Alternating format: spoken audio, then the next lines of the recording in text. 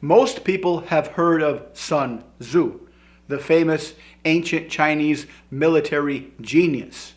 He wrote a book called The Art of War, in which he explained all of his successful, effective military strategies.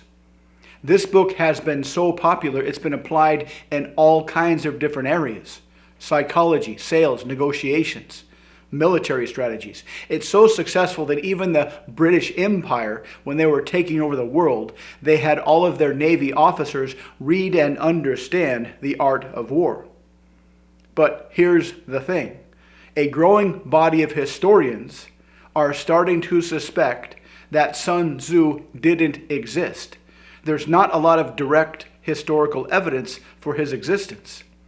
And the thinking goes is that the ancient Chinese leadership had a collection of very successful military strategies that had been collected over the years, and they wanted to train their future military leaders on these strategies.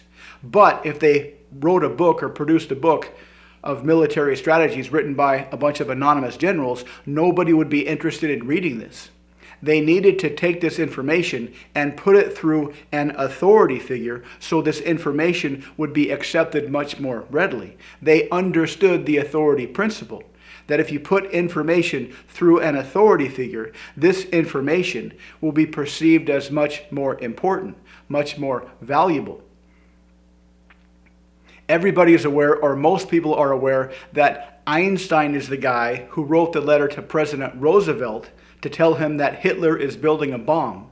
And unless America builds a bomb first, the world is in deep trouble. Hitler with a bomb would be horrific. And so Roosevelt read the letter and was convinced by Einstein and started the Manhattan Project, which was what the movie Oppenheimer was about. But what most people don't know is that Einstein didn't have the idea himself to write that letter.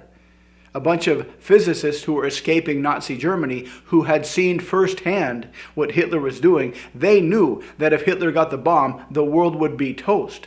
But they also knew if they wrote a letter to Roosevelt collectively as a bunch of anonymous scientists, he probably wouldn't even have read the letter. So they needed a front man. They needed an authoritative figure through which to put this information, because they understood implicitly or maybe explicitly that if you take information and put it through an authority figure, this information will be much more likely to be perceived as important, as valuable information. And it worked. Einstein agreed with him. He wrote the letter. Roosevelt read the letter from Einstein, a Nobel Prize-winning famous physicist in the time, and started the Manhattan Project. These are two examples from history, two very pivotal examples from history of a bunch of people having some information and consciously choosing to put this information through an authority figure so the information will be perceived as much more valuable, much more powerful, much more important. And that's the authority principle in a nutshell. If you have any kind of information and you funnel that information through an authority figure, this information will be perceived as much more important, much more valuable. It will be much more likely to be acted upon. And so if you want to take some of your ideas, which I know are very important, you know your ideas are very important. You know your insights are very important. You know your experiences are very important, and they can help a lot of people.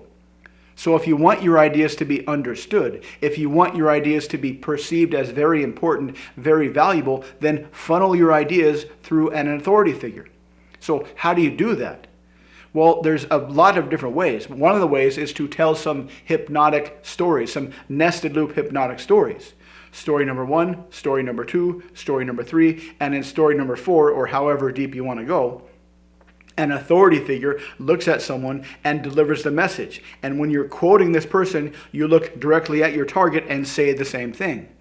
There was this guy, there was this other guy, there was this other guy. And in this story, there was this world-class leading psychologist that had written a ton of books and gotten a lot of awards. And she looked at her patient and said, "Look, I know you have social anxiety.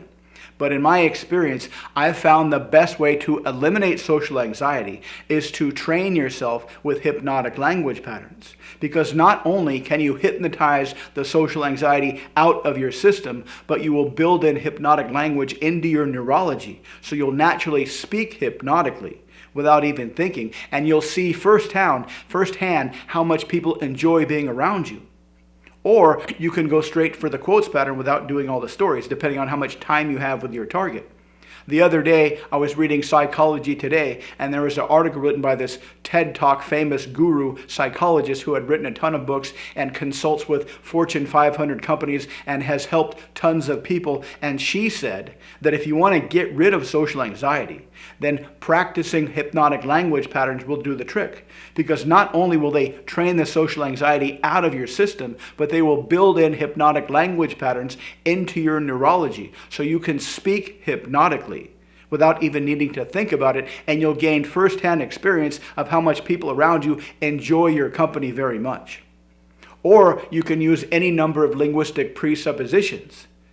Leading psychologists believe the best way to get rid of social anxiety is to train yourself with hypnotic language patterns. Because not only will you hypnotize social anxiety out of your system, not only can you hypnotize any inhibitions out of your system, you will build in hypnotic language patterns into your neurology so you can speak hypnotically without even needing to think about it, and you'll get firsthand information about how the people around you love to be in your company.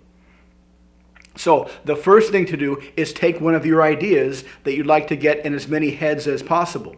Choose one of these techniques, funnel your idea through an authority figure, and have fun. Just experiment with this process. Try any kind of idea and practice with these techniques with your friends, just to see how much you can get away with. A great way to use any of these techniques, a great way to use hypnotic storytelling, is when you give a public speech in Toastmasters or any other public speaking club, and just experiment. Tell a bunch of hypnotic stories and have the middle story, remember to have an authority figure, talk to somebody else, and you say the same thing to your audience. And see how far you can push the limits of hypnotizing your audience with the ideas in your head funneled through an authority figure. Because as we've seen from history, you don't need to have a real authority figure. An imaginary authority figure like Sun Tzu wrote a book that was read for 2,000 years. That's how powerful this technique is. That's how powerful the authority principle is. So take your ideas, funnel them through an authority figure, and have fun. If you'd like to learn more to see how easily you can do this, check out the links below. If you have any questions, please let me know in the comments. Thanks for watching. Please like and subscribe, and I'll see you next time.